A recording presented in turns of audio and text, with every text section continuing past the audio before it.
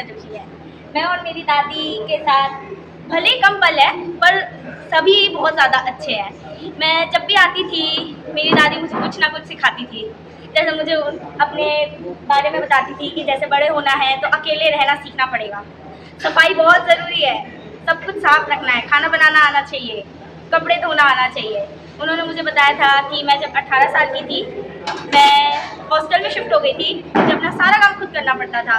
मुझे उन्होंने बताया था कि मुझे खट्टा बहुत पसंद है, मैं खट्टे की बहुत दीवानी थी। ऐसे मुझे हर बार बताती थी और जब भी मैं जाती थी मुझे वो पैसे देती थी, भले उनके पास पैसे कम होते फिर तब भी मुझे देती, चाहे हो या ना हो मुझे हमेशा देती। ये दिवाली के टाइम तो भाई बहुत सारे देती थी। एक बार मुझे मेरी दादी ने हम सबका मिला के 20,000 रुपये दिए थे दिवाली के। 3 दिन में मेरे पास 20,000 रुपये, मेरी खुशी का ठिकाना नहीं था उस समय। मुझे अभी भी याद है। अब मैं वापस दिल्ली जाऊंगी तो मुझे कौन पैसे देगा, मुझे मेरी दादी की याद आएगी। मैं 2 दिन तक रोई, मुझे मेरी दादी की बहुत याद आ रही है। भले हमने बहुत ज़्यादा, मेरे ख्याल से बहुत ज़्यादा ही कम समय बिताया है, बहुत ज़्यादा, पर मुझे मेरी दादी की बहुत ज़्यादा याद है।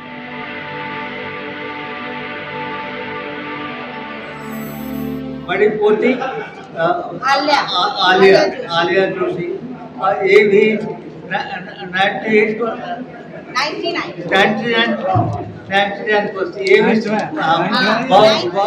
मैथ में बहुत इनाम जीती है। ये पूजा देवी है, ये खाना बनाती है, हमारे मेट है, घर पर 8-9 साल से। ये मेरे ससुर जी है, पापा ही है समझो, और मेरी माता जी मेरी सास है जिसको मैं मम्मा बुलाती थी, और मैं उनकी सबसे छोटी बहू हूँ। मतलब ये मेरे हस्बैंड है, वो मेरे जेठ जी हैं, इधर मेरी जेठानी है और मेरे 2 बच्चे हैं। तो मैं 4-5 साल से रोहतक शिफ्ट हो गई क्योंकि वहाँ पे उनका ऑफिस है।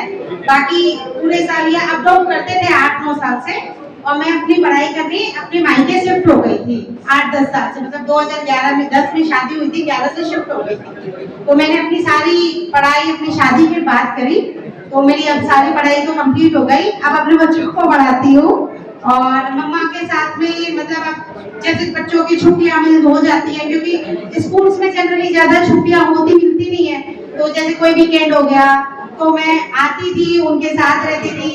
और जैसे इनके बच्चे जो थे वो ज्यादा मतलब हंसी मजाक नहीं करते, तो मैं इनके घर में सबसे चंचल बहू हूँ, तो मैं अपनी सास से हंसी मजाक बातें करना, मुझे मतलब चुप रहना पसंद नहीं है, तो मुझे हंसी मजाक करना बातें करना। तो वैसे मेरे बच्चे भी है, तो मम्मा का टाइम पास हो जाता था उनके बाजू में बैठे बैठे, क्योंकि पापा सारे टाइम किताब पढ़ते थे, तो वो बोलती थी ये सारा टाइम किताब पढ़ते थे, खूब सुनते नहीं है मेरी। तो मैं वही बोलती थी जैसे पापा है ना वैसे मेरे भी पति है, वो भी मेरी नहीं सुनते। बड़ी बहू उनकी बड़ी बेटी विजय बाबू जोशी की पत्नी हूँ।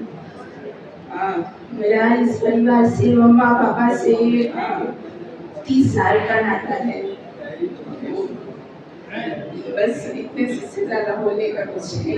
हमारे लिए यहाँ आके करना हमेशा मुश्किल हो जाता था, पर मम्मा गई नहीं अभी। मेरा नाम अजय बाबू जोशी है, मैं सबसे छोटा बेटा हूँ। तो मम्मी से शायद सबसे ज़्यादा अटैचमेंट उनको मेरे से ही था। और जब भैया, तो जैसे उन्होंने बताया वो घर पे बहुत कम अवेलेबल होते थे, तो सारे टाइम मैं ही उनके साथ स्पेंड करता था, चाहे कॉलेज टाइम था, स्कूल टाइम से कॉलेज टाइम तक, और शादी होने तक के भी मैं काफ़ी समय तक, शादी के बाद भी, जैसे इन्होंने बताया मेरी धर्मपत्नी ने कि करीब 8 साल तक मैंने रोहतक में जॉब मिलने पर भी रोज डेली अप डाउन किया, क्योंकि मैं इनको छोड़ना नहीं चाहता था माँ बाप को। तो ये भी चली गई उसके बाद पढ़ने के लिए, तब भी मैंने उनको छोड़ा नहीं, मैं जब तक हो सकेगा उनके साथ रहूँगा। और फिर स्थिति ऐसी बन गई कि भाई वहाँ पे भी हमें अलॉटमेंट मिली और मेरी भी तबीयत थोड़ी ठीक नहीं रहती थी, तो मैंने फिर वहाँ शिफ्ट होने का फैसला किया, क्योंकि वो रोज ट्रैवल करना पॉसिबल नहीं हो पा रहा था। और जब भी मुझे समय मिलता था तो मैं आता था, रुकता था बच्चों के साथ ताकि उनका भी मन लगा रहे। और जब जब स्थिति हुई, जब उनको हॉस्पिटलाइजेशन होता था, तो मैं कुछ भी करके छुट्टी लेके आता था ताकि उनकी सेवा कर सकें। और बहुत बारी बात उनको हॉस्पिटल से समय लगा के वापस नहीं घर लेके गए। और इस समय कुछ ऐसा हो गया कि भाई मैं उनको वापस नहीं ले जा पाया और अंत समय में उनकी किसी से मुलाकात भी नहीं हुई। हमारे ससुर जी और हमारी सास जो गणराज जोशी जी जो हैं, वो भी वहाँ पर रहे और वहाँ पे कुछ समय बिताने के बाद फिर वापस दिल्ली आया। तो इसके बाद फिर मैं अपने होम स्टेट चला गया, छत्तीसगढ़ में मेरी पोस्टिंग हो गई थी। और उसके बाद बिहार में कुछ समय मैंने काम किया। फिर 2011 से मेरी पोस्टिंग दिल्ली में हो गई और तब से मैं दिल्ली में हूँ। और जोशी परिवार के साथ जो है हमारा जो पास में ही घर था, तो मिलना जुलना और आना जाना लगा ही रहता था। और हमारी सास जो है बहुजन सभा गणराज जोशी जी। मेरा नाम आल्या जोशी है। मैं कक्षा 9th में पढ़ती हूँ। और इंग्लिश में तो इंग्लिश में बोलो। मैं अपनी दादी के साथ मैं कहूँ तो मैं अपनी दादी के साथ कम ही समय बिताई हूँ, क्योंकि मैं जनरली अपने रोहतक में ही रहती थी मेरी दादी के साथ। मेरी दादी का नाम श्रीमती गणराज जोशी है। मेरे दादाजी का नाम श्री हरीश चंद्र जोशी है। मेरा नाम आल्या जोशी है और मेरी एक छोटी बहन भी है, उसका नाम अनाई। मैं और मेरी दादी के साथ भले कम पल है पर सभी बहुत ज़्यादा अच्छे हैं। मैं जब भी आती थी मेरी दादी मुझे कुछ ना कुछ सिखाती थी। जैसे मुझे अपने बारे में बताती थी कि जैसे बड़े होना है तो अकेले रहना सीखना पड़ेगा, सफाई बहुत ज़रूरी है, सब कुछ साफ रखना है, खाना बनाना आना चाहिए, कपड़े धोना आना चाहिए। उन्होंने मुझे बताया था कि मैं जब 18 साल की थी मैं हॉस्टल में शिफ्ट हो गई थी, मुझे अपना सारा काम खुद करना पड़ता था। उन्होंने बताया था कि मुझे खट्टा बहुत पसंद है, मैं खट्टे की बहुत दीवानी थी। ऐसे मुझे हर बार बताती थी। और जब भी मैं जाती थी मुझे वो पैसे देती थी, भले उनके पास पैसे कम होते फिर तब भी मुझे देती, चाहे हो या ना हो, मुझे हमेशा देती। ये दिवाली के टाइम तो भाई बहुत सारे देती थी। एक बार मुझे मेरी दादी ने हम सबका मिला के 20,000 रुपये दिए थे दिवाली के। 3 दिन में मेरे पास 20,000 रुपये। मेरी खुशी का ठिकाना नहीं था उस समय, मुझे अभी भी याद है। अब मैं वापस दिल्ली जाऊंगी तो मुझे कौन पैसे देगा? मुझे मेरी दादी की याद आएगी। मैं 2 दिन तक रोई, मुझे मेरी दादी की बहुत याद आ रही है। भले हमने बहुत ज़्यादा, मेरे ख्याल से बहुत ज़्यादा ही कम समय बिताया है, बहुत ज़्यादा, पर मुझे मेरी दादी की बहुत ज़्यादा याद आ रही है। डांट भी पड़ी कभी? ना, दादी तो बचाती थी। दादी मुझे हमेशा बताती थी कि दादाजी मेरी कभी नहीं सुनते। मुझे अभी भी याद आता है कि वो आएंगी, नहा के आती थी और बोलती थी, ओ पूजा खाना निकाल दे, मुझे भूख लग रही है। ये भगवान, इस घर का सत्यानाश कर दिया है इस आदमी ने, कब ठीक करेंगे? इतने बूढ़े हो गए पर अभी भी अकल नहीं आई। अब मुझे वो याद आएगा। दादी ने मुझे भले नहीं डांटा पर दादाजी, पूजा, आंटी, मनोज अंकल सबको डांटा है। मुझे सबके बारे में बताती थी। ए भगवान, अगर मैं नहीं रहूँगी तो घर का क्या होगा, क्या करेंगे ये लोग? अब मुझे वो सारी चीज़ें याद आ रही है। जिस दिन मुझे पता चला मैंने उस दिन बहुत प्रार्थना करी, भगवान बचा लो। पर मुझे लगा दादी का ऑप्शन ही यही था कि मुझे जाना है बस। दादा के बारे में कुछ बताएं। दादाजी दादी को तंग करते थे बहुत ज़्यादा। किताब पढ़ते थे। दादी बोलती थी इन्होंने 1000 किताब पढ़ी है, 1000 पन्ने पढ़े हैं, इतने सारे पढ़े पर कभी जगह में नहीं रखेंगे, उसके लिए दूसरा घर खरीद लेंगे किताबें रखने के लिए, पर मेरे बारे में नहीं पूछेंगे कि मैं खाना खाया या नहीं खाया। मेरी दादी मुझे प्यार करते थे दादा। बहुत। दादाजी को रोता देख मुझे समझ आया, मेरा मन किया कि दादाजी आपसे बहुत प्यार करते हैं, भले वो जताते नहीं हो पर उन्होंने बहुत रोया आपके लिए, बहुत ज़्यादा। दादाजी बहुत ज़्यादा रोए थे। मैं जैसे ही फ्लाइट से वापस आई तो मुझे तो बहुत रोना आया। मैं पापा के पास गई और मुझे रोना आ गया। मैं बोली मुझे दादी की याद आ रही है। और फिर मैं दादाजी के पास गई। उन्होंने बोला कि कोई बात नहीं, ऐसा होता है, वो ठीक हो जाएंगे, पर वो नहीं आई। पर ज़िंदगी तो ऐसी चलती है, कोई आएगा कोई जाएगा। तो मैं इतना कहूँगी कि अब मेरे पास दादी तो नहीं है, पर मैं दादाजी के साथ जितने पल नहीं बिता पाई दादी के साथ, उतने सारे बिताऊंगी। संगस्य दानं देवी पूजयेमि मैं भन्ते इमं भिक्खं परिखारं भिक्खु संगस्य दानं देवी पूजयेमि मैं भन्ते इमं भिक्खं परिखारं भिक्खु संगस्य दानं देवी पूजयेमि इदं मे दानम् इदं मे तुल्यम् इदं मे कम्मम् अस्वच्छ द्वयं भूतु। मेरे इस दान पुण्य कर्म से मेरा लोभ द्वेष अवगुण नष्ट हो। इदं मे दानम् इदं मे तुल्यम् इदं मे कम्मम् सर्वे सत्ता सुखिता भवन्तु। मेरे इस दान पुण्य कर्म से संसार के सभी प्राणी सुखी हों। इदं मे दानम् इदं मे तुल्यम् इदं मे कम्मम् निब्बाणस्य पच्यो होतु। यह दान पुण्य कर्म मेरे निर्वाण का आधार हो। हाथ जोड़ खड़े।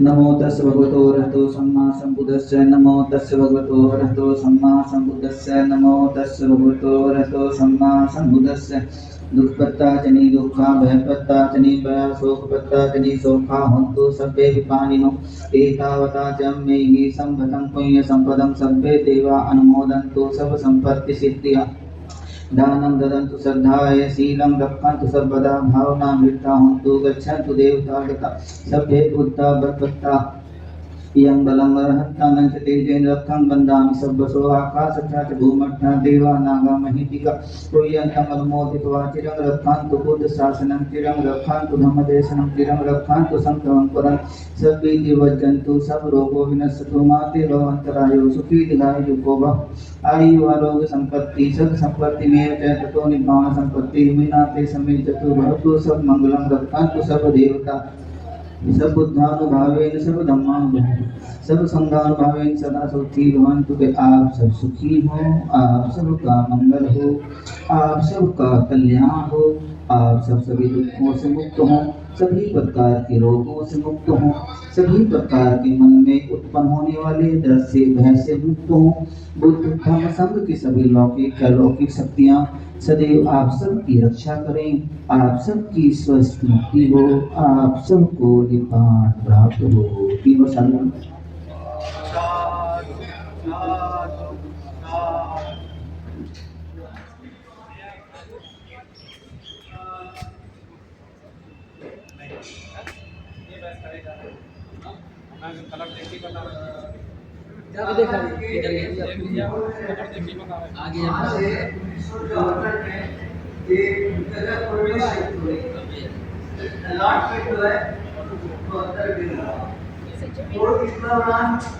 मेरी आर्थिक अच्छी नहीं थी तो लेकिन बहुत ज़्यादा संघर्ष करना पड़ा जीवन में और संघर्ष में उन्होंने मुझे बहुत साथ दिया।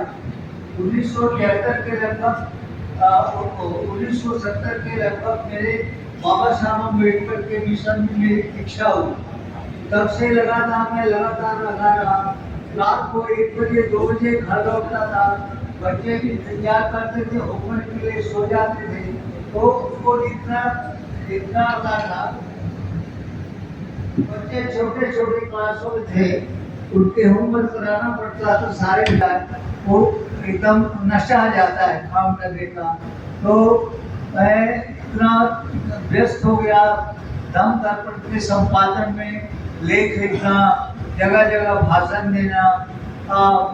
यूपी के कम से कम 22-25 शहरों में मेरा भाषण हुआ है 22-25 शहरों में भाषण हुआ। दिल्ली में तो कम से कम 50-60 कॉलोनी में मेरे भाषण हुए। राजस्थान में जयपुर में, जोधपुर में बड़े भाषण हुए। मध्य प्रदेश में हुए, पंजाब में हुए, हरियाणा में हुए, छत्तीसगढ़ में हुए। तो इस तरह से मैं 15-15 दिन बाहर रहता था। बाबा साहब के 14 अप्रैल के जन्मदिन को हमेशा हर महीने हवाई जहाज से लगा के हर महीने घर आते और मम्मी को 2-3 हॉस्पिटल में ले जाते दिखाने के लिए। आँख की प्रॉब्लम थी, हार्ट की प्रॉब्लम थी, सब दिखाते थे। तो इस तरह से मेरे दोनों बेटों ने उसकी बड़ी सेवा की और खासकर के बड़े बेटे ने तो बहुत ज़्यादा सेवा की। इसलिए उन पर मेरे से ज़्यादा मेरे बड़े बेटे का और छोटे बेटे का अधिकार है। इसलिए उनके संपन्न किया। तो ये सब चित्र में मैं बताना चाह रहा हूँ और ज़्यादा नहीं खींचना चाहता कि एक ये रूप है उनके 73 में और 72 में शादी हुई थी और 73 के फोटो जो लोग देख रहे हो वो 73 की फोटो 18 साल की थी और मैं उनसे 10 साल बड़ा था उम्र में। 10 साल बड़ा था और उसके बाद उसको देखते लास्ट समय का फोटो है। लास्ट समय का फोटो देखो तो ये शरीर जो है जर्जर होता है। जन्म लेते ही जवानी आती है, जवानी का बुढ़ापा आता है, शरीर जर्जर होने लगता है और पता नहीं चलता कि क्षण परिवर्तनशील होता है, क्षण शरीर का क्षय होता है और शरीर की सारी सुंदरता खत्म हो जाती है, वो रहती नहीं। तो इसी समय में भगवान बुद्ध ने धम्मपद में जरावको का देश दिया जरावको में। तो जरावको में ये सारी चीज़ें के लाए, लेकिन ज़्यादा समय मिल नहीं पाएगा कहने को, टाइम ज़्यादा हो जाएगा। उसमें एक सिनेमा नाम की गणिका होती है साल का, तो वो खेल ले गया। तो वो हालांकि स्वस्थ नहीं थी लेकिन वो भिक्षा देने के लिए आई उसको। तो उसके रूप सौंदर्य को देख करके वो जो तरुण भिक्षु है मोहित हो गया। तो भिक्षु मोहित हो गया उसके ऊपर में और कहा कि जो अस्वस्थ है तब तो इतनी सुंदर दिखती है, अब ये स्वस्थ होती तो कितनी सुंदर नहीं दिखती थी। तो इस तरह से वो क्या हुआ कि उस पर आसक्ति हो गई।